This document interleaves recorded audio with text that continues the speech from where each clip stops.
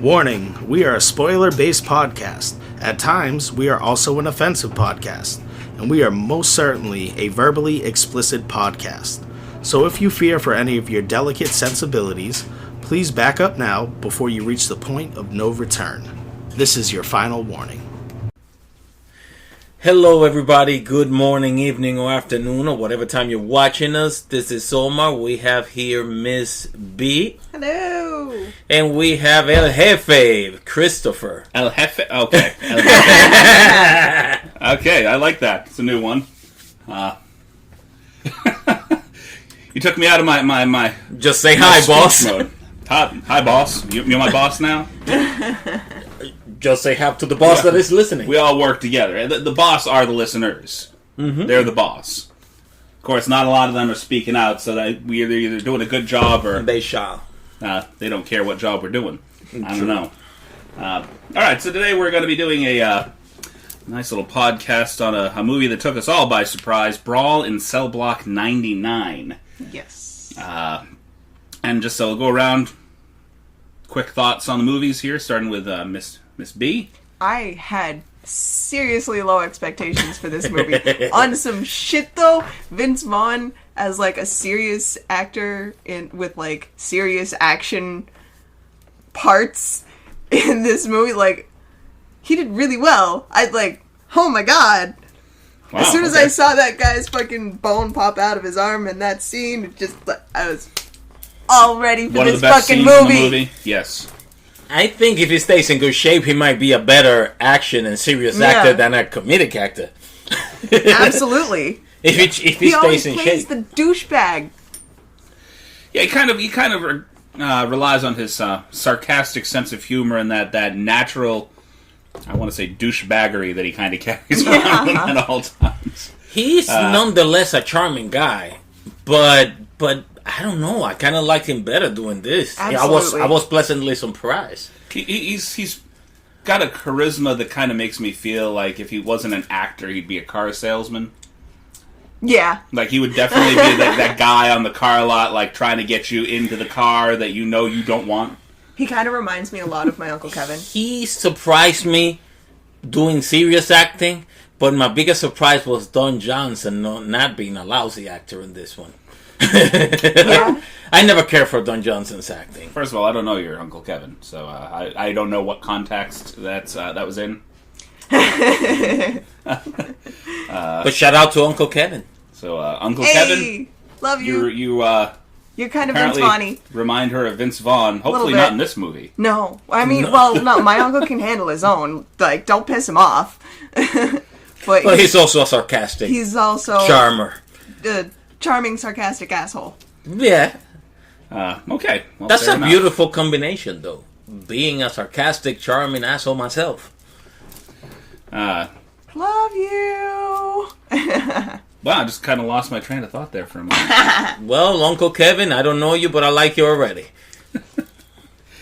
So my impressions of this movie were pretty much the same way you guys felt. I mean, I went into this like, all right, so this movie we know did not do well in the theaters. Made about $7,000 in the theaters, which is spit. My thoughts on that is just people didn't want to waste their money on what could possibly be a shitty Vince Vaughn action movie. And it wasn't shitty at all. It was pretty good. Like, I wasted money. I haven't gone to the movies in a while. And, like, I wasted money on The Devil Inside. And I'll always say this was the worst movie I've ever fucking went to see in theaters. It was so bad. And, like, ever since, I'm like, I don't even know if I ever want to see another action or scary movie in theaters again. And just waste money. Well, yeah. Okay, you first. I was going to say, I went in pretty numb because doing this for the little time we've been doing it, we watched a couple of really lousy movies. Yeah. And I was just expecting, well, another bad movie we could make fun of. And honestly, I was pleasantly surprised. You kind of reversed the role there, because usually we watch so bad it's good. And this time we watched something that we were like, was treated badly and was really good. It was badass. Critics' scores across the board were fantastic, but we watched this basically because the box office was nothing. And it was like, did this just get released in like one theater and made $7,000? Even if it was just one theater, it got treated badly. Yeah. And I want to say, I kind of agree with you about Don Johnson. Like, I don't see Don Johnson in a lot of really great roles. I loved him in Django. Yeah. That was a fantastic movie. Yeah, that probably will be another exception. I'm probably going to go home and watch that. I would say, though... Yeah, it was a good movie. I would say, though, playing the same type of role between both movies, if you really look at it, it's the same kind of role. Yeah, serious, not sort very of an emotional. unforgiving prick. Yeah, not very emotional, but really mean bastard. But he actually did very good. And if it's going to make him money, stick with it. That's all I got to say. Because he does it well. Make your money, Don. Cannot your hustle. He's not the charismatic pretty boy from the 80s that he used to be. He's a little weathered, a little over the hill. And I think that's what I didn't like about him. I think now I appreciate his acting more because I didn't appreciate too much of the pretty boy stuff. Well, he had his time as in Miami Vice and in the pretty boyness stuff. And even Nash Bridges wasn't a bad TV show, to be honest. Nash Bridges wasn't bad, but he was a little older then. Oh, I liked it a little more for Cheech than I liked it for him. To be honest. Well, when he did Nash Bridges, he was already older. Right. This was the 90s, right? I want to say late 90s. No, mid-90s, mid to late 90s actually. It was on for a while. Yeah, it was on for a minute. I don't know if you've ever watched Nash Bridges. Nope. Him and Cheech Marine, or Cheech and Chong. Yeah, no. They had a detective show. Yeah. A cop show. Well, not Chong, but I think even Tommy Chong popped up on there. Yeah, he did a few guest appearances there. Yeah. You can't have Cheech without Chong on occasion, and vice versa. You rarely don't see Chong without Cheech. Well, they like each other. They kind of throw each other a bone every once in a while. And they work. Yeah, come on. No, they remain. They treat each other as family, I guess, because of all the time that they work together. Though now that I'm working through my memory, I cannot think of Cheech Marin on that 70s show at all. I don't think he ever popped up on there, even though Chong had a pretty lengthy role. I just rewatched the whole series too. I don't remember. That 70s show. I feel like he might have shown up at once some point, or twice. Yeah. I've watched it enough that I don't think so, but my kids just got introduced to that 70s show recently, so and then there was this girl, Dexter's sister. Yes. Jennifer Carpenter. Yes. You know she played Dexter's sister on Dexter. Yes. Also. Yes. And that was the first time I ever saw her on anything. That's why I always relate her to that. My boyfriend loves her. Anytime I see her, that's all I can think of Dexter. So now getting into the movie, that first scene between him and his girlfriend there, or I'm not sure, were they married at that point? Yeah, they were married. When he discovered she was cheating? Was the first time that you see in the movie that he has sort of a moral compass about the anger that he experiences frequently. Yeah. That he found out that she was cheating on him and immediately took it out on their clips. Took it out on the car. But he made sure that she went inside, and even after confronting her inside about it, she came to hug him, and she was like, "Nope, just give me a little time before you approach me, because right now I'm very angry." He knows what he just did to the car. He doesn't want to go at her. Yeah, that you have to commend a guy that's able to control himself at that level, where the person that just wronged you is standing right there in front of you, and before you let off your anger, you told that person to get out of sight. Yeah. Well, he's had this angry calm the entire movie, almost Zen-like. Yeah. You can tell he was pissed off 90% of the movie, constantly putting himself in situations he really didn't want to be in, and he went over a whole explanation about it, likening walking into a gas station and there's 3 metal containers, and one is cream, one is milk, and one is that gray skim crap shit that he hates. Yeah. And he goes, I always go in there, and the first container I always grab is the skim. He goes, I always grab the skim. And you think, law of averages, he goes, on occasion, 30% of the time, I'm going to grab the cream. But no, I always grab the skim first, because it's not labeled. None of them are labeled. Yeah. Well, he doesn't want the milk, he doesn't want the skim, he wants the real cream. And he was basically saying, he goes, life isn't going to treat you fairly, so you've got to do what you have to do to make life good for you. To make life work. Yeah. And, I thought that interaction between him and his wife was just really... That's what got me into the movie. I wasn't really into it up until then. It's like, he lost his job, whatever, blah, blah. Even the scene where he ripped the hood off the damn car, I really wasn't that into it. And then he started that explanation. I was like, This might be a damn good movie then. Okay. Well, the minute he told to go inside, it kind of resonated with me because I've had anger management issues, and I never, for example, like hit a woman as angry as I've been. I never put my hands on a woman, and I punched through walls not to hit a woman because I was raised that way. And that kind of resonated with me when this guy didn't even let her see him go off on the car. I honestly thought he was going to go in and beat the shit out of her. Me too. After ripping the car apart, because me too. I've had exes do that shit to me. It's not fun. But yeah, no, like the way he handled it was just commendable. Yeah, you have to give the character props for that. Great movie overall. If you don't mind seeing some people get their arms broken, like straight up, arms broken. There was so much more brutal. Curb stomps this dude head off. We're talking the end of the movie now. Yeah. Right? And when he dragged the guy's face across the floor, that was my favorite. He defaced him. That was the fucking skull drag with his foot. That was my fucking favorite. Oh, and then he turned him over. He defaced the guy. But no, that's... Oh my God. He basically took down Jackie Chan. Just this martial arts dude, and he takes every hit with fucking every pipe and fucking strongest dudes he did who get are hit a lot. fucking coordinated and shit. Like he fucking took every hit and every fucking throw he put out was fucking smooth. Like, oh my God. I think the guy approached him. The guy that went after him, he approached him not thinking he was anything. Yeah. Basically, completely misunderstood who he was. Because that first fight that group took at him, they all took a piece of him. Yeah. And he didn't fight back because he had that belt, the electric belt. And I love how he got around that too. Took the insulation from his shoes and put it on the belt. So he pretended until he was around them, and then he's like, "Yeah, you want to try that again? Haha, yes, he didn't work that time." He just kept going. Yep. That was really crazy. I really like that movie, and I would recommend it to anybody.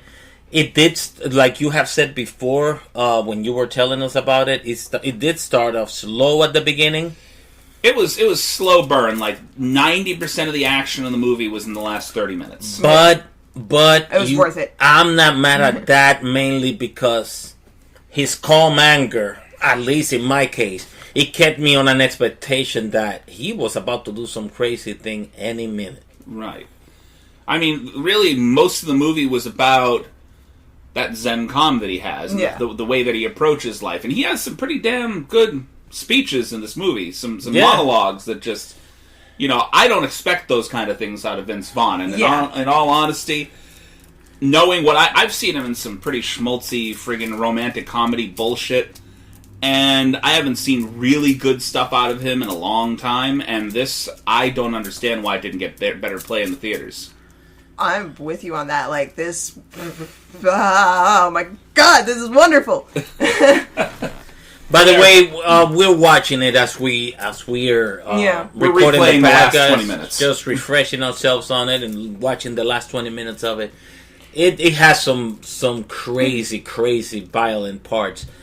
Just the fact that it wasn't known, it wasn't... You know how some movies give you violence that is just nonsense, just violence for the sake of violence.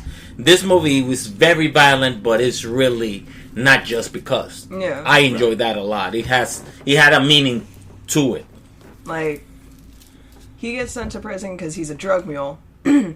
And the people that he was running drugs and all that shit for was... all pissed off because he had to drop the fucking shit off in the water, in the lake or ocean or whatever the fuck, wherever it is they had their boat, and fucking while he's in the minimum security prison, this guy comes up, shows him a picture of his wife all tied up, and she's 6-7 months pregnant. Yep. And he's like, if you don't go to Max and kill this guy, we're gonna kill your wife and your unborn child. And he's like, he accepts it. He's just like, all right, actually, fine, cool. It wasn't. They weren't going to kill him. Oh no, he was going to take pieces of the baby off, but allow it to be born all fucked up. Yeah, basically stating that there's this Japanese doctor that figured out a way to go in and amputate the limbs from an unborn child and still have it live. Yeah, Korean. Korean? Korean. Abortionist. Korean abortionist. Yeah, and who looked really, really young. Way he was too very young to be a disappointed doctor. when he was told that he yeah. couldn't do that. Oh yeah, he He's was. like, damn. That look on his face, if you guys have seen the TV show Heroes. I didn't watch it. Hero, that every time he got that really disappointed look on his face, like things weren't going his way, it was spot on like that. Yeah, basically, it's true. But it was. I gotta say, it was great. It was great. It wasn't. It's making you stammer. So great. I can't get this out. The whole movie, he's fighting a guards movie. And other inmates and like fucking everybody in his path up just to get to Max to kill this guy that the employer told him to get rid of. Christopher Banks. Who turns out doesn't even exist. No, it was all a ploy to get him into Max so he is so isolated they can do whatever the hell they want to him. Exactly. That is, and then they fucked all themselves over. Right. There's that lead guy, the guy that got him involved in this whole drug thing to begin with. You know? Didn't realize that, honestly, he did these two guys a favor. When he took them down, right, these guys were going to get killed. Pretty much. Or if they they would have spoken. They would have fucking admitted to shit. Like, he wasn't about to have that. Right. So he was doing his job! He did exactly what he was supposed to do. Best case scenario, and even put himself on the chopping block. You know, I'm sending myself to prison. These guys, right? Literally. You got that, Yeah. I'm watching too. You brought us up on Facebook in the background. I guess there's a delay. Yeah, there's a little bit of a delay. Slight delay in what's being put out and what's, Well, between us and what they're watching, like if you give it now they're saying now they're listening to what I just said. Right. I think that I'm kind of a little disappointed that they didn't approach the whole skinhead with the cross thing. Yeah, I didn't understand what that was like referring to. It doesn't give you a background story on that. There's not a whole lot of background on it. I feel like it's possible that he is maybe a reformed neo-Nazi from the South. Yeah. That just because the accent that he adopted, nobody else in the movie has the Southern accent going on. He probably moved. Well, he's up in there. New York. He's like upstate New York. Yeah. So, but he definitely moved there. He's a transplant. Yeah, no, he is. You could tell. And also because of his approach to, other ethnicities, when he told his boss, the drug dealer boss, when he started moving drugs for the guy, after he had been doing it for a while, when he goes to see him, the guy says, "Oh, I like that nigger." Or is that N-I-G-G-A with the A at the end? And he told them, there's no nice way a person like you could say that. Yeah. Right. Exactly. And I actually like that one scene. I don't know if you guys caught that. The one scene where he's initially starts running the drugs. They go to the 18 months later scene. And he walks up the stairs. And he walks by, I guess, one of the girls that must work for this guy. For the guy that he was going to go serve, yeah. And she's like, you want to give me a taste? And he's like, no, I really don't want to do that. And he's like, she goes, I tell you, give me a taste, and I can put a smile on the nuts of yours. And he goes, that's okay. I don't want anybody to see their braces. Yeah. That was pretty good. That was pretty good. That was a pretty good, very clever line that he probably came up with himself. This entire movie was just filled with that. It was just like, I was really caught off guard by how well he did. Yeah. I can't say that enough. I don't think any of us can say how well he approached this action role. And I'd love to see him do more stuff like this. Absolutely. To be honest, I could barely recognize him. I feel for him in this fucking movie. Like, the entire time, I just want to give him a hug. Let's just say I would have watched that movie casually. It would have taken me a while to know that was him. Because of the whole change. His facial expression, to begin with, it's not Vince Vaughn that you know at all. Right. Yeah. I think a lot of it was the sort of the gritty, kind of visceral approach to the cinematography that they did throughout the entire movie. Yeah, kind of dark, kind of grim. Yeah. And like you felt something, he gives you that feeling that something was about to happen any second. Even the sun-drenched scenes, he seemed to be surrounded by shadows. Yeah.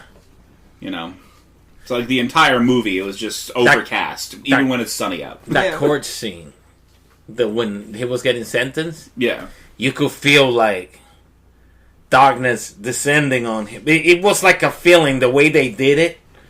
It was crazy. When the guy says it, he just looked at him coldly and like this blank, cold stare at the judge. And then he just coughed, like... Yeah. And then when he got to jail, is when he got to his cell, alone in his cell, he started punching the mirror, the metal plate that they use as a mirror. Like, 7 fucking years, pump, pump. Said, well, because he knew in his head what it should have been. Yeah. Right? And this guy that he got, the judge that he got for his sentencing, was... and there was nothing he could do about it. Oh, okay. My computer's reminding me to do things that I don't want it to remind me to do. I don't know how to shut that off. There's an option.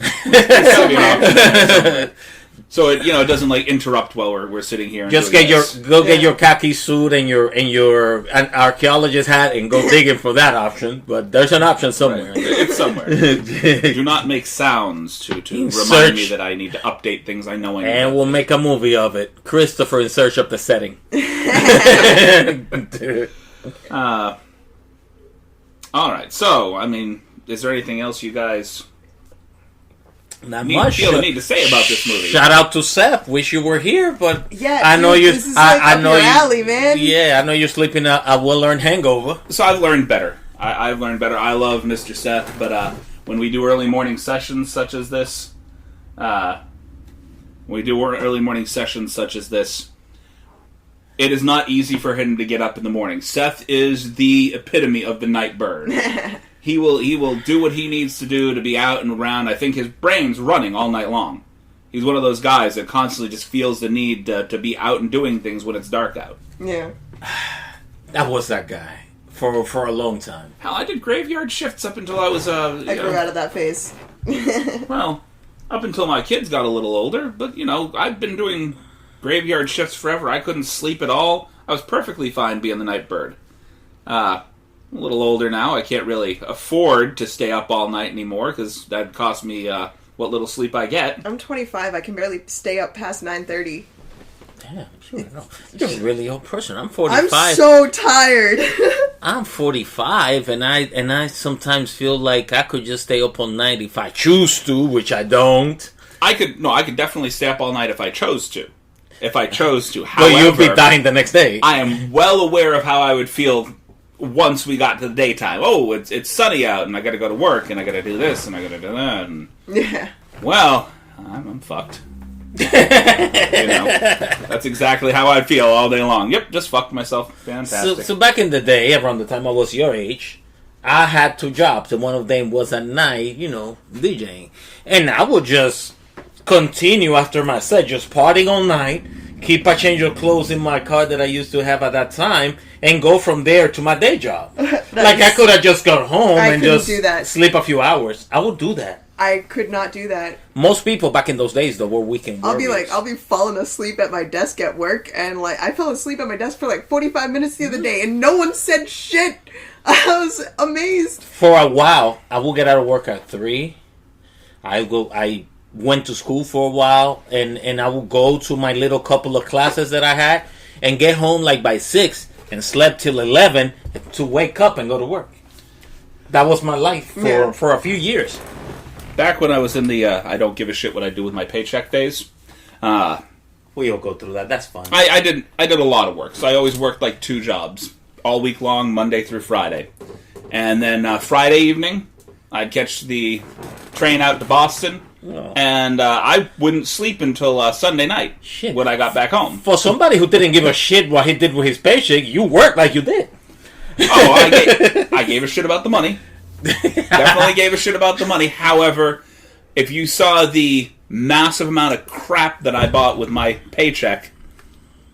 Now, mind you, it was always me searching out. There was a lot of video stores back then. Yeah. So I would scour all the video stores in Boston, and I would just find all the weirdest shit to watch. I used to just travel and buy records. That was everything that I did other than, my basic eating, pay bills, and rent. I travel and buy records. Every time I have a few dollars to rub together, I hop on a plane and go somewhere. And I didn't care what kind of situation I was going, what kind of, rink-a-dink hostel I was going somewhere, but I would go somewhere just to get to see the place. And that's what I did most of my youth. I mean, I never accumulated too many belongings, but accumulated a lot of experiences. Yeah. I wish that I had actually taken that money and traveled a little bit. I really do. I've gotten to the point where I haven't traveled a whole lot. I've been up and down the coast here, Yeah. the East Coast, but I have not traveled, and I really am hoping to fix that sometime soon. I've done a little bit of traveling. It was fun. Traveling is fun. It is. You really don't earn the right to have an opinion about where you're in until you've gone out of there. Yeah. You live in Massachusetts, but you don't see Massachusetts the same way somebody that's never left this place will see it. Because you've been out of here. Right. I mean, I spent 12 years in Georgia. You're never going to see it the same way somebody that hasn't left here. Never. It changes your whole perspective. I approach I approach everybody now with a different mannerism than I used to. There are things about here that you appreciate more than you probably would have. Manner, not mannerism. I'm just correcting my own. The same way. Yeah, the same way. It's true. Yeah, because, I mean, living in Georgia for that length of time helped me. I lived in a very whitewashed town. It's not a lot of people of ethnicity in Georgetown, Massachusetts. White, maybe, but was it washed? I don't know how clean it was. Have you been through Georgetown? Georgetown down there? Yeah, Georgetown, Mass. Oh, no. I heard stories. It's just a few towns away from where we are right now. I heard stories. I was in a psych ward in Georgetown, and it was the nicest place I've ever been. I've heard or stories. ever been locked up. Baldpate? Yes! That place is amazing! I worked there once. Oh my god. I mean, I got really bored really easily, and I took like 4 showers a day because I was bored. But, like, I was allowed to smoke cigarettes, I was allowed to fucking, like, be my own person. Like, it was great. Which ward were you in? Because there's a couple of different wards on campus there. I don't even remember. You don't need to relay that knowledge, actually. I mean, I don't even remember what ward it was in. It was like... If it was that long ago, nobody wants to remember. It was like up a hill. Okay, so you were uphill. Yeah. All right. And that's how they called it. There we go. I worked in the dietary department downhill. Yeah. Where all the roaming crazies are. Felt very much like One Flew Over the Cuckoo's Nest in that place. I remember a couple people got sent to the uphill ward because they were caught like fooling around in the rooms. Nice. Yeah. Lock ward, basically. Yeah. It was great. It was great when I was locked up. So there was this one room with like 12 beds, and then another room with like 2 beds. And the person that was sleeping in the room with 2 beds had gotten discharged. And I looked at the lady at the desk. I was like, I know this is probably not a thing that you guys usually do, but can I move into that room? I can't sleep with these people snoring and talking. And they did. They let me move in. It was great. And I had my own room for the rest of the stay. Very nice. I quit that job. And I'm going to relay that story real quick. No, you can. Of course. So, like I said, I worked in the dietary department. And obviously, I'm the kitchen guy. Yeah. So what happened that last day was, hear all this commotion going on out there. I'm just washing dishes after the lunch thing. And next thing I know, I hear an orderly come in, and he's like, hey, guys, we need some help out here. Can you guys come out here and help us? All right? So they are all leaving the room. And they're all going out there to help because apparently this is a normal thing. I'm the new guy, I wasn't the new guy for very long after this. So there's this big guy, I mean basketball player big, but also bulky as hell. Looked like a friggin' rhinoceros. He's tossing furniture. I saw a table fly across the way. And they're asking us to come. I guess he went into a rage, and I guess they're asking us to come restrain this dude. We're trying to help restrain. The kitchen staff is being asked to help restrain a guy that apparently the orderlies couldn't get in order. Oh my god. And so I looked at my boss, who's urging me to get out there and help. He hasn't gone out into the fray, by the way. You didn't invoke the not my job amendment.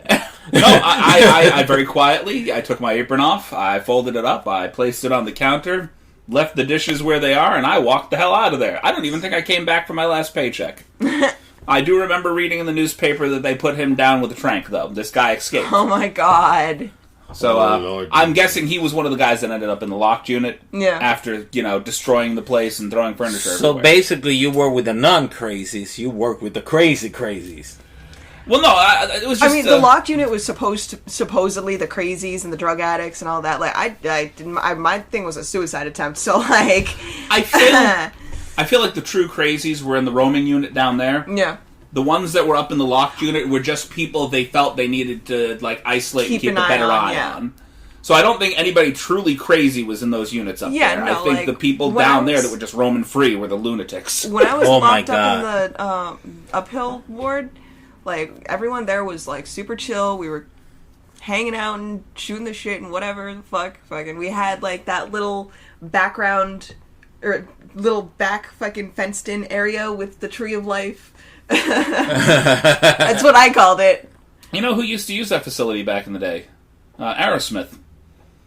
They Yeah, came no, in for a couple of detox sessions way back in the day before I was were there. telling me that there were like a few celebrities that have been in and out of Baldpate, and I'm like, that's super cool, I guess. Right. Wow. Well, it was mostly for like detox kind Yeah. of stuff. You they didn't stay there for long. It was just, hey, we can lock you up here and detox you, and then we can ship you on to where you're really going to do your rehab. Because that's not a rehabilitational facility for nothing. But Yeah. they could keep you there for detox if you need to do like your little withdrawal. If you're like the Keith Richards type.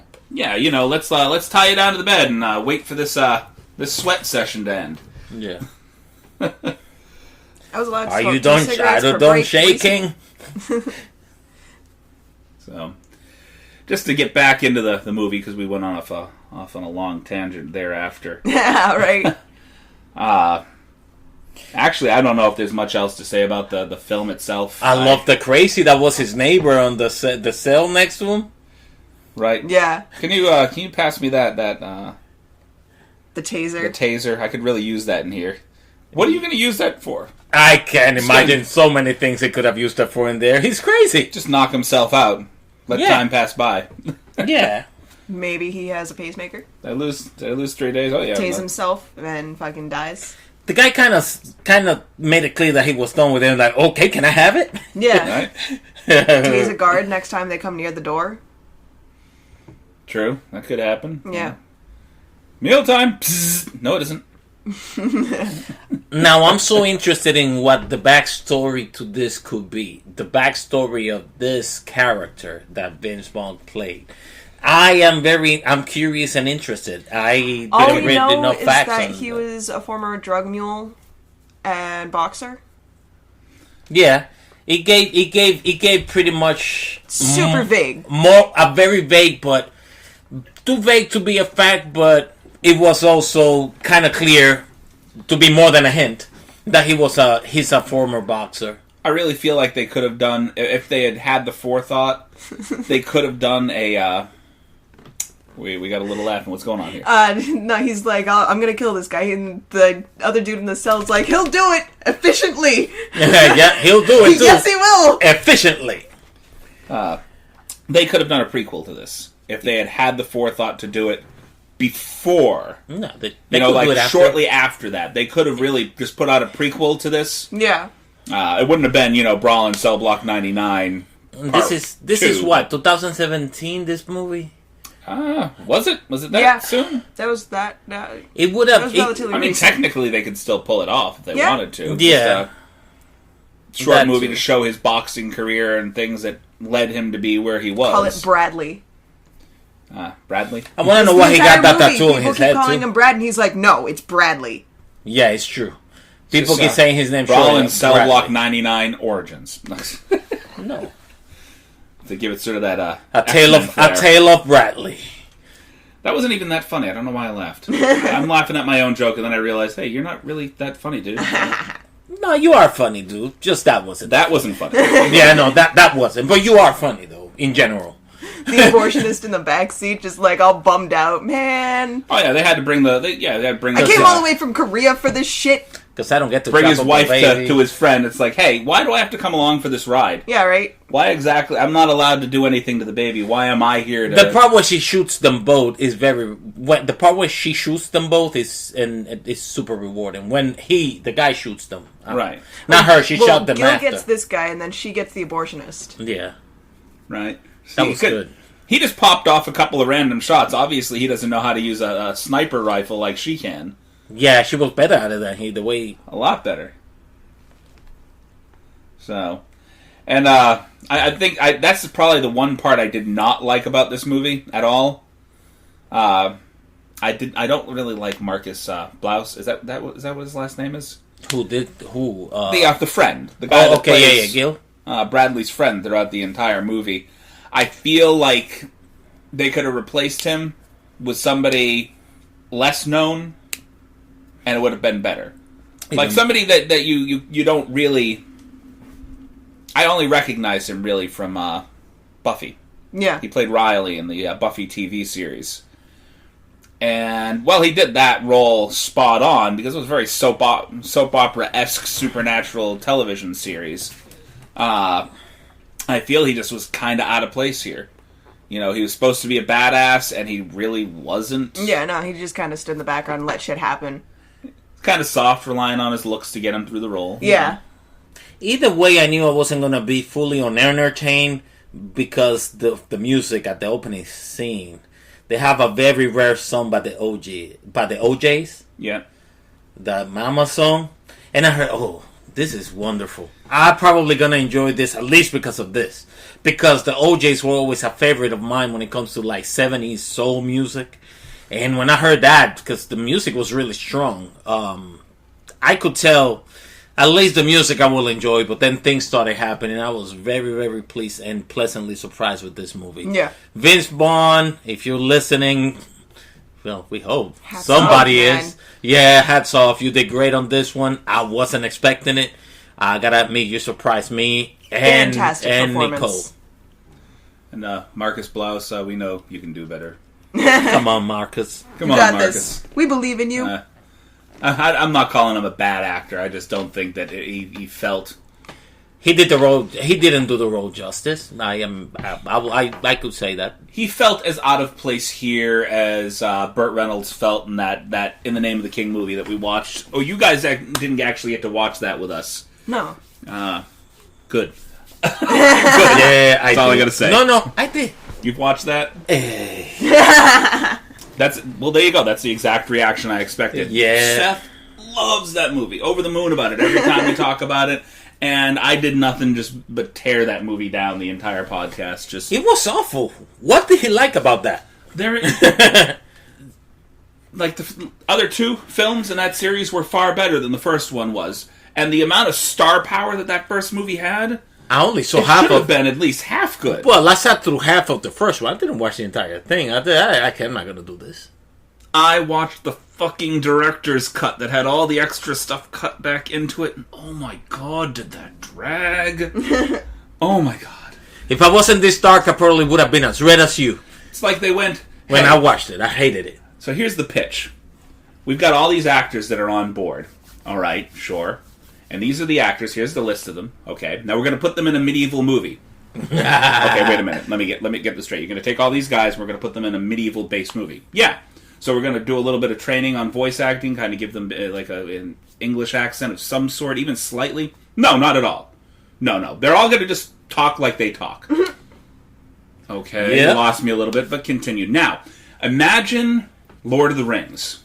Yes. Now imagine Lord of the Rings if you gave it a very small budget. That doesn't sound very good. Right, that's our movie. Yep. We're going to make pure shit, give them no voice acting lessons whatsoever, and hope that it works out. Yeah. I think that pretty much sums it up. It was terrible. Terrible. But that's all right. Terrible being what terrible is. They barely broke even on that movie, and they made it happen. This movie, on the other hand, needs more recognition. It deserved to do better. I don't regret watching this movie, and I've watched it a couple of times, and even it's a long movie. Yeah, and a few times that I've watched it, I don't regret even a minute of investing time. I regret not knowing about it before you mentioned it. So. Yeah, I mean, I regret having put it off as long as I did, because I was like, I always put it off. I'm like, this is going to be pure crap. that's one of the movies that we're going to pick for this. I was like, this has got to be horrible because it's like Vince Vaughn in a prison movie. Yeah. And then I watched it and I was just like, this isn't terrible. Fucking wow. Oh my god.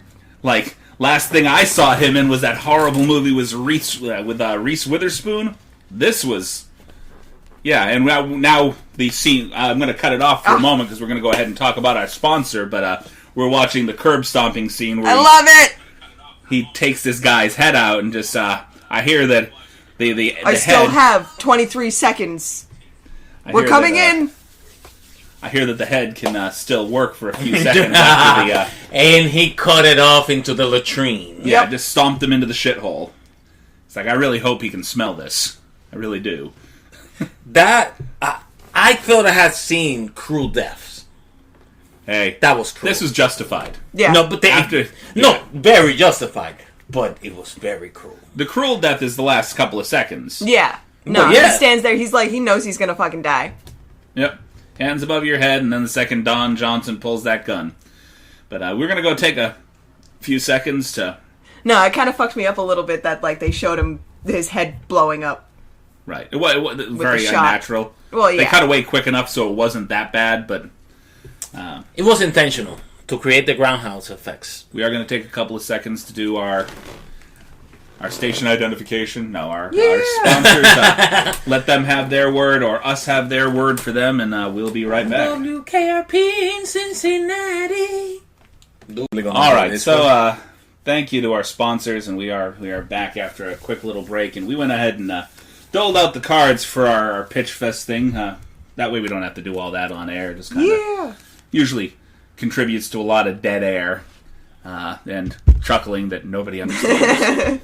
So we've already doled out the cards. Everybody's got their 3 cards, or you both have your 3 cards. We're going to start with Miss Nico. This is our first pitch. A sentient sex robot trying to start the robot uprising gets trapped in a hell made of infinite 7-Elevens, and what if the main character is literally a fish out of water, like in the Nemo movies? Wow. Okay. Okay. So... we have a sex robot. A sentient sex robot. So we got to get somebody that could almost be artificially pretty. Or it could be a guy. It doesn't have to be a girl. Oh, who's that guy that plays Mr. Robot? Scarlett Johansson. No, Scarlett Johansson is not the guy that plays Mr. Robot. No, you know who I'm talking about. the guy that played Freddie Mercury. Right.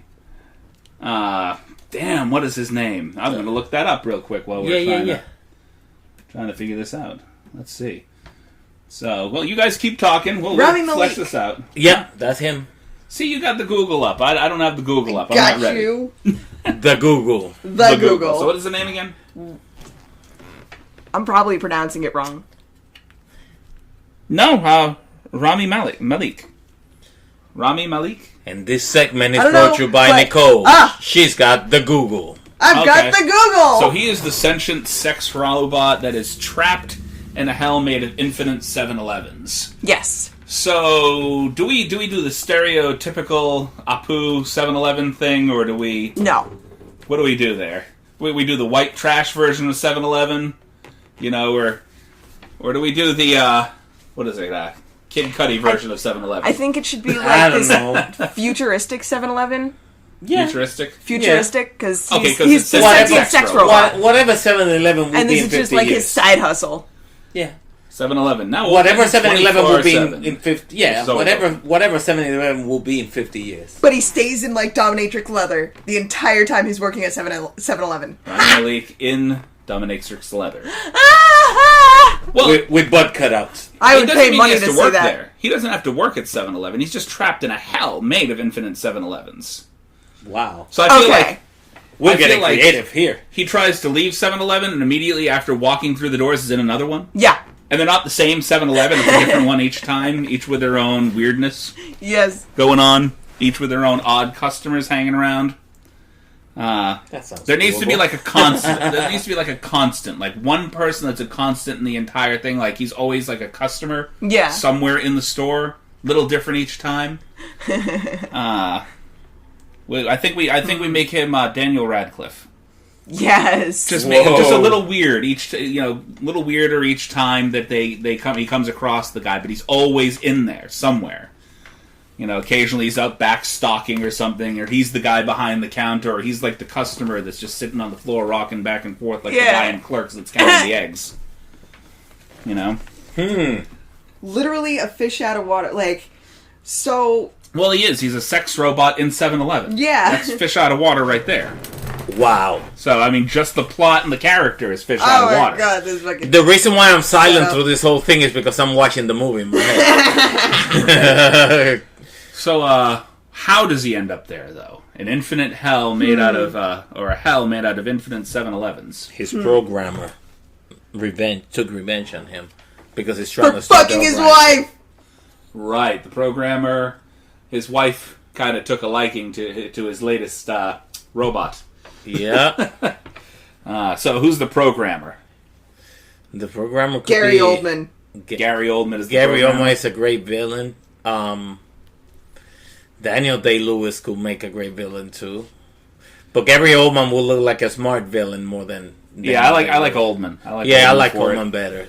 You're going Daniel Day-Lewis. You're going way too stern. Yeah, too evil. It doesn't look... It looks like more of a violent villain. Sciencey evil. Yeah, but Gary Oldman can play a nerdy villain. Yeah. I feel like this could be almost a Little Nicky-esque kind of comedy. Exactly! Or he could be the guy from the Big Bang Theory, the taller Sheldon? guy. Oh, Brad Garrett? No, sorry. You're Sheldon. Sheldon. Yeah, oh my god, yes, make Sheldon the tall guy. remember. The tall guy who is mental. You said tall guy, and I immediately went to Brad Garrett. Well, then in that case, it should Right? be his husband fucked the sex doll, because Sheldon... Well, in real life, but Yeah, he Sheldon doesn't... in real life is But, he's So a let's give straight him guy. a husband. No, he's playing... Throw his husband in there. No, he's playing a straight guy in the movie. And I think he will be up for that challenge. Yeah. He's a straight guy for the movie Fuck who's getting into his feelings about the sex robot. Fucking his wife. Fuck it. Maybe he ends up gay afterwards. Maybe that's the revelation that he comes to. No, not And necessarily. then he falls in love with the sex robot. Not necessarily. And they have a whole relationship and they live happily ever after. I don't think we don't have to make him gay. The fact that he's gay doesn't make it that he has to be gay in every movie. He doesn't have to be. No, But I haven't seen him in anything. But exactly, Well, no. yes. But what I'm saying is, he could play an evil nerd. Yes. I see him playing an evil nerd, no problem. He play a crazy nerd. Are you insinuating that Mr. Cooper there couldn't play gay? He could play gay He too. could do it just fine. I'm sure he could play gay, but it wouldn't be a challenge. No. It would be comfortable though. I feel like I feel like throwing weird curveballs in this kind of movie. It's going to be just a complete and out. It sounds like Little Nicky meets the end. Yeah. He should probably fall for the robot towards the end then. That's what I'm saying. We were talking about. But let's give him a wife. A wife because Give him a wife to start with. Because him turning gay at the end of the movie or liking the robot, whatever, will be a nice plot twist to it. Yeah, him and the robot are both like, fuck your wife. Let's go fall in love and have a whole relationship and get married and shit. That's the plot twist at the end of the movie. Is Yeah. that he puts them through all this hell just to realize That they belong love each together. other. And the Daniel Radcliffe character throughout the entire movie is actually being controlled by... what is his name, by the way? Sheldon Cooper. I forgot his... The Google knows. The Google. Who do we like for the wife while she's in the Google? All sorts of stuff today. My son would know that right off the top of his head. So the question is, who do we like for the wife? I want to say that it has to be somebody that... I want to say not entirely likable. Somebody that's kind of with this nerdy evil science dude just because... His money. His money. Jim Parsons. Mm-hmm. So it has to be somebody that's not entirely... Megan Fox. There you go. There we go. She's not entirely likable. She can play that bitchy role, that kind of... I'm the gold digger kind of... I've always seen her in roles where she's kind of like the gold digger. Little vapid. Yeah. Yeah. Honestly, she needs to break out of that. I mean, she did all right in The New Girl. Her role in there. But she needs to break out of that, maybe really push herself as an actress. Otherwise, she's just going to be pigeonholed until she's not good looking enough to do that anymore. True. You know, you want to have an act if you're really into the acting. You want to make sure you have an acting career well into your I'm going to retire from this phase. And yeah, she's not heading that way. And she is Noah. Yeah, I don't know. Anywho, all right, so I think we've actually wrapped up the movie already. We kind of very quickly went through that whole thing. We didn't really explain the infinite 7-Elevens, though. Like, what's the purpose to it? Is it just sort of like Dante's Stages of Hell? I think it's just mildly annoying. It's just like he's leaving, and it's like a Groundhog Day full of just 7-Elevens. Like, he tries to leave 7-Eleven and just... Okay, well, now I need to figure out... It's like an escape room. I got to figure out to work this through. Why is he putting me through this? And the entire time he's going through all these 7-Elevens, just fucking... Like, it's just him dreaming. Like, it's the program running through. I like the idea. He's stagnant. I like the idea that he's finally walking out of a 7-Eleven just to walk into another. Yeah. And every time he walks in, it's like a different entrance into 7-Eleven, so occasionally he'll walk through the front door and come in the back door. He thinks he's not in 7-Eleven anymore, and then he's like, damn, it's just the stock. I'm in the freezer now. I love the idea how they could make ways of make you share his desperation. Right. Like, basically the struggle for him to walk out of that 7-Eleven just to go into that one and be like, ah! Like, I just like, he like ends up in the freezer at one point. He can't get out the door. He's got to go through the doors into the actual 7-Eleven itself, and he exits through there and comes back in the front door again. Yeah. Yeah, I can see it, and I love the thought of him getting crazy, being still a robot, but getting crazy about the fact that he can get out of there. And he's slowly getting little clues that the Daniel Radcliffe character is being run by his former creator. Yeah. And that's when he starts confronting Daniel Radcliffe at every given chance. And that one version of Daniel Radcliffe starts running through the doors, and it's like this weird, like, Scooby-Doo thing going on. He runs through one door, comes out the other one, you know. Yeah. I love it. Okay, sorry, that was Benny Hill. Alright, so let's move on from that Pitch Fest into Pitch Fest number 2. We got Omar's cards. What do we got over here? Well, your imagination might go crazy with this one. Like it didn't with this last one. Yeah, basically. Right. A clumsy but lovable waitress. Okay. You guys are already thinking actors. Yep. Accidentally starts World War III. Now, can we make this whole story take place in one room? We don't have enough money to spend on locations. I don't know how we can make that happen, but probably could take place in a diner. The diner is low, and she starts prank calling, and she ends up calling the Pentagon. Diner in the middle of nowhere where powers from different countries are meeting clandestinely. No, she probably prank calling the Pentagon, and that's how World War III starts. Well, no, she's clumsy but lovable, so it has to be something that she does but doesn't realize she's doing. Yeah. So first of all, we need to have our clumsy but lovable waitress. Who could play her? Well, I know she's like a go-to, but clumsy but lovable. We got two people that are like spot on that in almost every movie that they're in. We got Anna Faris or Emma Stone. Or that girl from Emma Stone does play some serious stuff here and there, but this girl from Saturday Night Live. She's done a movie with Tina Fey, who is also from Saturday Night. By the way, I love Tina Fey. Oh, Amy Poehler. Yeah. Oh my God, yes. Amy Poehler. That's the clumsy waitress. but lovable waitress. Okay. By the way, Tina Fey could play the Secretary of State on that one. Oh my God. Amy Poehler, but with like her personality from Parks and Rec. Right. Yeah, something crazy like that. This could be like almost like an SNL reunion. Just populate it with a bunch of SNL alum. Yeah. You know? Yeah. All kinds of SNL people that have been or are still there. Yeah, I definitely love it. She's calling the government, bitching them out about environmental issues. Steve Martin could play the president of the United States. God! So now that we're talking about SNL people. These people, they're all meeting here because of the fact... It's just out of the way, like Route 66 kind of diner. Just... They're all meeting here because they're trying to do something sort of off the map. Nobody needs to know about this. Why are we meeting here for this reason? And she does something.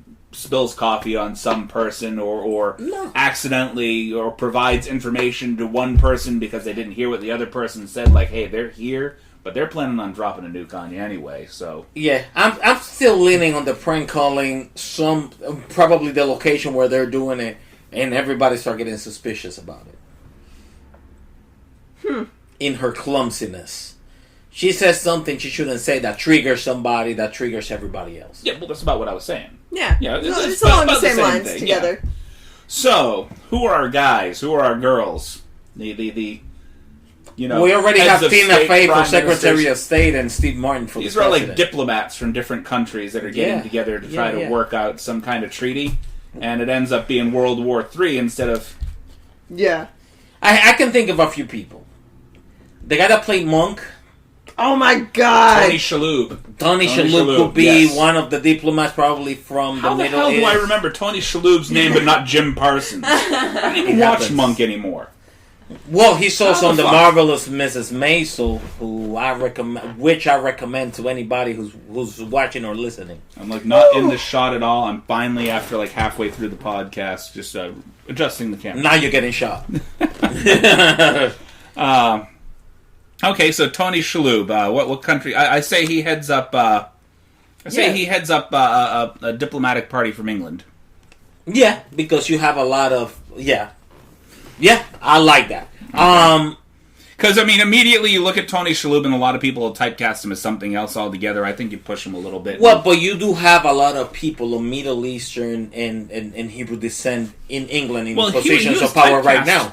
He was typecast in a lot of movies as that Middle Eastern like cab driver or something either like that. Either Israeli or Middle East, or from one of the Arab countries. Okay. It is the truth. But yeah, as an English dignitary, like some kind of senator, secretary of state, will be probably more accurate than all the stuff they typecast in.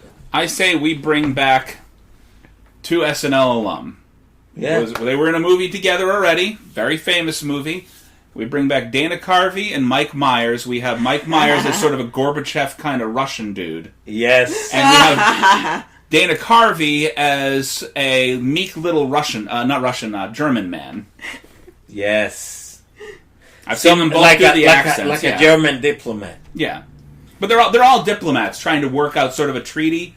Like, I want to say that the world is on the brink of World War III, and this diplomatic session, which is being held off the map, basically, in a nowhere place where nobody should be able to figure out what's going on.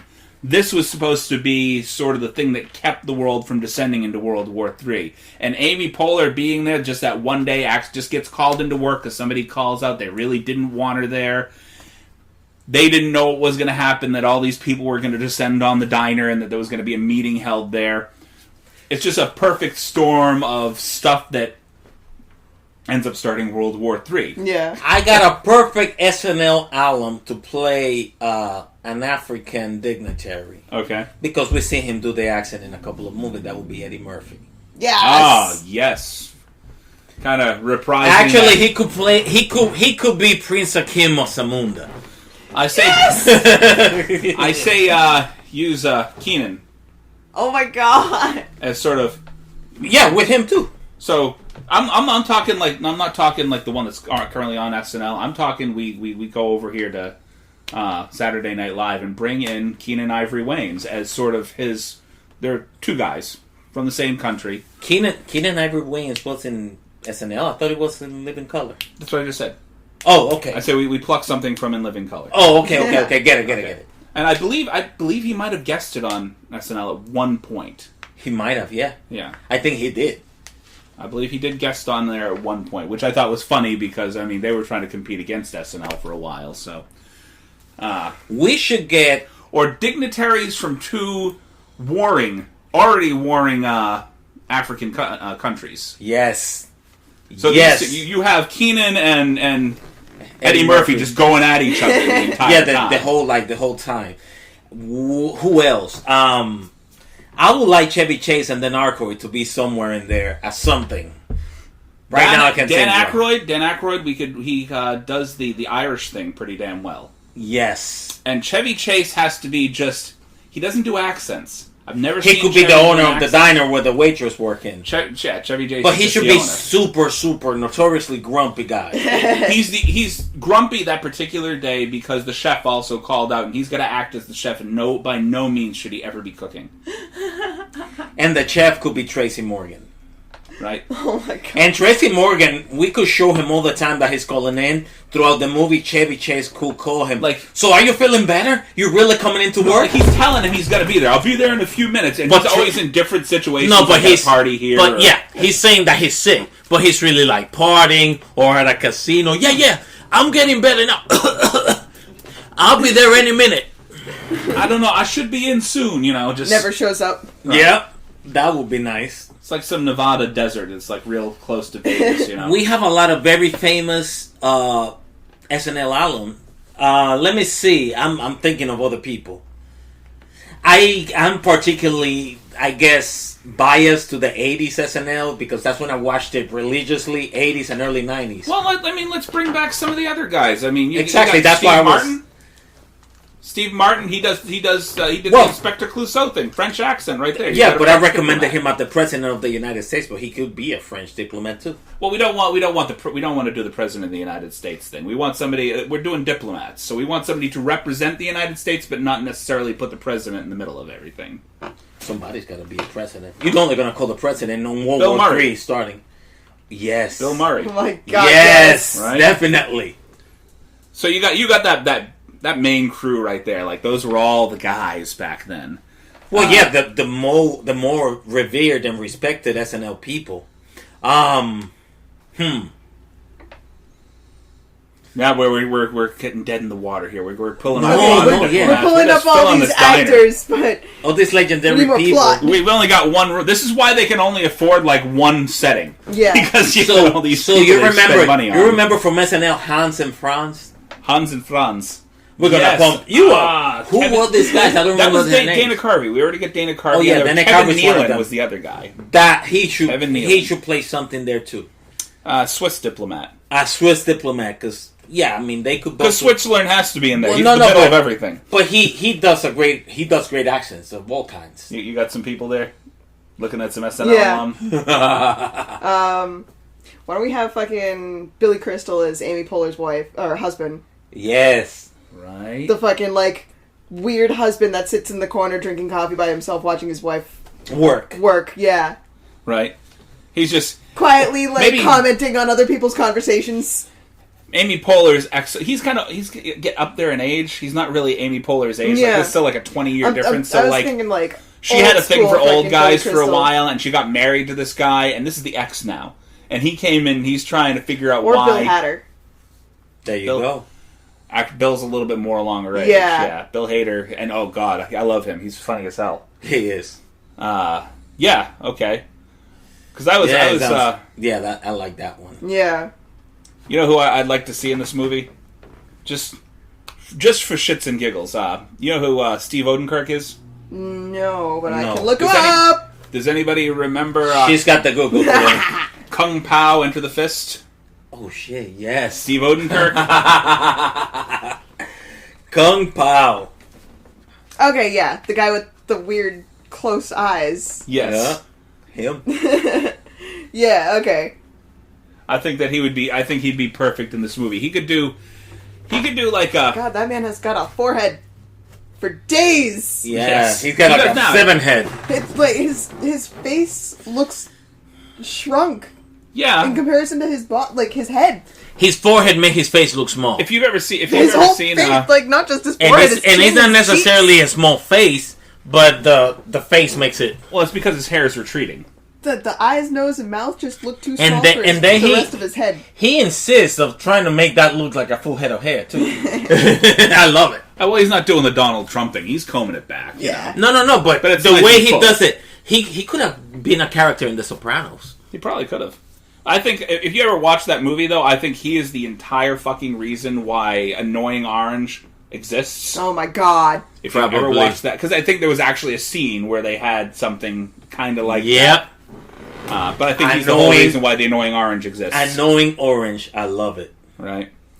Oh god. So now we need to. We got plenty of SNL alum in this. We could drop Yeah. a few here and there. Yeah. It's just sort of people that were in the diner at the time that all these diplomats just... And I say you have, like, the two most bumbling security guards just guarding the front door, not letting anybody in or out. Chris Rock should be one of them. Jay and Silent Bob. Oh, yeah. Oh, well, yeah, Jay and Silent Bob could be the security guard. Yes, I like them better. Those, yeah. That would be fantastic. Actually, ask Jay and Silent Bob. Jay and Silent Bob are guarding the door. Right? That would be absolutely fantastic. I swear to God, one of these days, one of these things is going to make it to the big screen. Well, I mean, Jay and Silent Bob deserve their due. They should be in a movie outside of something that is Kevin Smith. Yeah. Yeah. Just Kevin Smith says, yeah, we get to do our own lines. We're going to write our own lines, but we're going to be in the movie, as Jay and Silent Bob. And you got to do it soon because... I love Jason Mewes. They're getting up there. Jason Mewes is hilarious. He's so goofy. Did you get to see him in the Belko Experiment? Yeah. I thought he was fantastic in that. I think Adam Sandler should direct this movie. Not necessarily be in the movie, but direct this movie. That passed my head too. Passed through my thoughts. I could see it. I mean, he's directed a few of his own movies. Yeah. I think Make he it will be sort of like a Happy Madison production. I think he will be a great mind to take the helm of this one. Right. I see it being a little darker than like an Adam Sandler movie, though. Like I want to say that there should be a bit more of an edge to it. So I want to say that we make it a dual directing effort. And this is gonna sound like a jackass move because when you're talking edge, who do you think of when you think of edge? Like edgy movies. Jim Carrey? No, fucking... Edgy, what? Edge? Edgy movies. Oh, edgy movies? Oh. Oh my god, Steve-O. I always think of Steve-O. Steve-O. Steve-O, he's one of my favorite I don't think he's ever directed a single thing I in his entire life. don't think he has either, but you know what? I'd be down to watch anything he directs. He tries to direct himself, but... Add a little jackass to the movie. Exactly. I was thinking Tarantino, but I like your idea better. Yeah. I like your idea better because you don't know what fucking shit Steve-O's gonna do. Exactly. Yeah. Okay. I think it would be crazy that we give these 3 cards to Adam Sandler and Steve-O and tell him, go in that room. There's a desk, a chair. Guys. Yeah, there's a desk, a chair, and a couple of computers. We've got an old diner out on Route 66. This is the entire setting. You don't need anything else, just this 100-yard area around the diner and the diner itself. That's all you need. No, in a little convention center, like where these people are. They could do it. Where all the diplomats are, it's like a banquet hall that they just secretly rented out for this. We're sticking them in a diner. They're all going to be in the diner. What the hell? Yeah. They're just going to descend upon this diner like it's a peaceful day. They don't usually see a lot of people there outside of their regulars. The regulars that are always sitting there at the counter in a booth somewhere. And then all of a sudden, just these limos and just an entire barrage of cars just pull up. We need some... Yeah. They blockade off the area. The people that are in there are not allowed to leave. We need some intimidating looking Secret Service people that are security for this Steve guy. Austin. Steve Austin could be one of them. Right? Actually, Austin. we should make all those Secret Service guy all wrestlers. Yeah, fucking... Right? Bring in Goldberg. Steve Austin. He's got that very just mean look about him. There's a couple of actors that would do that to a T as well. Yeah. I would like some of them to be arguing the whole time. Like every time they show them that no, because last time you did this. No, last time you like bickering with each other. The whole thing. Batista. And then you just have those yeah. all these security guards that just look like jacked, and then you just have the 2 guys that are actually guarding the door, just Jay and Silent Bob. Yeah, exactly. No, the door. Yeah, the guy that they put to guard the door at the least likely guy to protect anything. Nothing against Kevin Smith, but we were doing bumbling security guards, right? Yeah. I would love to see, and this is just me, off the top of my head, I would like to take Carrot Top and put him opposite Jason Mewes as the bumbling security guards. Just take Carrot Top and Jason Mewes in his J state. Carrot Top looked buff enough to be a security, but bumbling enough to be a bumbling security. Have you seen him lately? He looks like a psychotic cat lady. Yeah. With just a massive poof of flaming red. He would be perfect. Yes. Just absolutely crazy. Yes. You know? So I mean, nothing against Kevin Smith. I like the Jay and Silent Bob idea, but if we're talking just two guys that just would play off each other just so perfectly, I know Carrot Top doesn't get a lot of due because he was just kind of batshit crazy back in the day too. Yeah, he was kind of wild. Make the busboy the dude with the hair from Workaholics. Yes. Oh my God! Right? Yes. Yes, I like him. But we got to get a couple. I feel like that would be just a fun cast. It will be a fun movie. I want to hang out with them. I'd want like there's like 8 hours worth of outtakes right there. Yeah, exactly. And everybody gets to you do it sort of like they did like This Is Spinal Tap. So how those movies worked. There was a couple of movies, Waiting for Guffman, This Is Spinal Tap, they had Best in Show. And how it worked, they give them a basic premise for what's going on, but all the lines are ad-libbed. Yeah. So this is what we need you to do, but everything you say is up to you. And you tell all these guys that they're basically allowed to ad-lib their lines to each other. Yes. That would make for a fantastic fucking movie. It would. It's like, we have to get to this point, we have to get to this point, we have to get to this point, but everything you say to get there, it's all on you. I love it. Actually, there's this movie that Alan Sandler did with this girl who sings beautifully, by the way, Jennifer Hudson. That he's like her agent. Oh, yes. It was one of his first Netflix films. Well, you have a whole bunch of SNL people there that talk. It's like they try to make it look like a documentary. Like a documentary thing where they have a lot of people talk on it. Howie Mandel was in it. Chevy Chase showed on it. But this is way a better idea. I love that movie because of all the people that I love from my time when I used to watch SNL religiously showed there. But this will be crazy. Right. I swear to God, they're going to turn one of these shits into a movie one day. Hey, well, if anybody's listening, we thought of it, pay us. That's all I got to say. Talk to us. I swear to God, if I see this as a movie, I'm hiring a lawyer. I will hire an attorney. You listen to this podcast. This came out well before the movie did. Yeah. I got nothing to do with these people. But hopefully they have something to do with us down the line. I'm trying to picture the guys at the counter. They're regular guys, like some trucker from wherever. He's constantly up and down the road, and Vince Vaughn. There you go. Yeah, just Vince Vaughn. I was just thinking somebody like uber creepy. Just like somebody who's just like really creepy. Doug Jones. I think Vince Vaughn could play a really Doug creepy... Jones. Want to Google that for me? Monster guy. The guy that plays the monster in every horror movie. Oh, right. Oh, I know who you're talking... right. Just give him... Yes. Just, he has that murdery look in him. Yes. Didn't we see a movie recently that he was in? A couple, actually, if I'm not mistaken. What did we watch? This is The Shape of Water. He was in Pan's Labyrinth. Hellboy. He was Abe Sapien. Yeah. What did we watch recently? He was the Silver Surfer, I think. What did we... He wasn't. But a guy that kind of... I guess they try to get him, and you remember John Dies at the end? They had a guy that kind of looks like him. Right, yeah. But it wasn't him. Man. He was in Tank Girl. And he was... Yeah, he was. No, I know what he's talking about. Remember John Dies in the end? Yeah. The guy that comes up behind John in the car? Okay, yeah. It looks like they're trying to get him to do this. And they got this other guy instead. You have to look. Maybe he was. Maybe that was him. No, I don't think that was John him. Dies in the end. I don't think that was He him. played Slender Man. Oh, well, of course. Of course. He is slender and he is man. So, all right. Well, looks like we're kind of winding down the back end of the podcast here. We had a little bit of fun with the Pitch Fest. And once again, I'm going to go ahead and give a quick thanks to... currently, we are doing sponsorship for both Podcoin and for the lovely Miss Macy Williams for her Thinking Big podcast. Yes.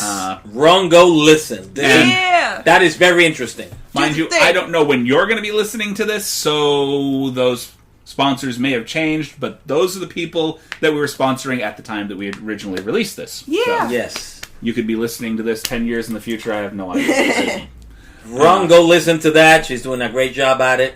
If people are still willing to listen to this 10 years into the future, God bless them.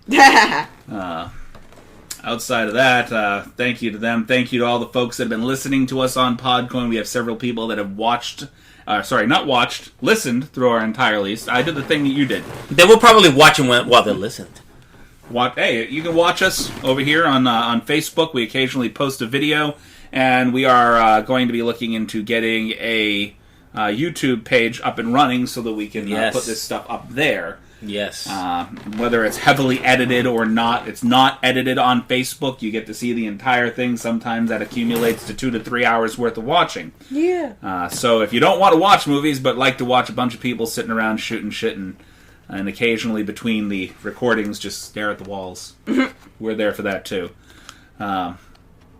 Anything else you guys got? A little bit of love Thanks, you want to send out? All the love. Appreciate your existence. Not a little bit. All the All of love.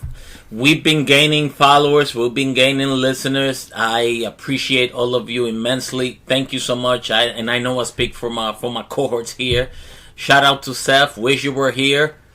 Right. We'll find a way to wake you up to do this in the morning because it works. Well, lately it seems to be like 2 of us can be here or 3 of us can be here, but all 4, it's tough to get us all in the same building at the same time.